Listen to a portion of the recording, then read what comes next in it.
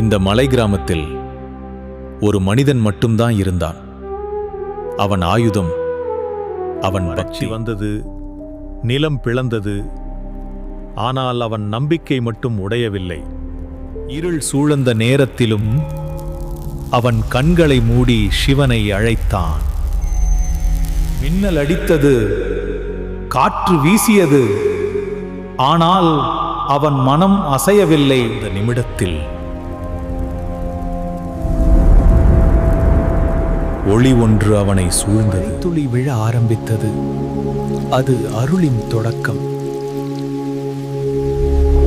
வானம் திறந்தது, மழை பொழிந்தது.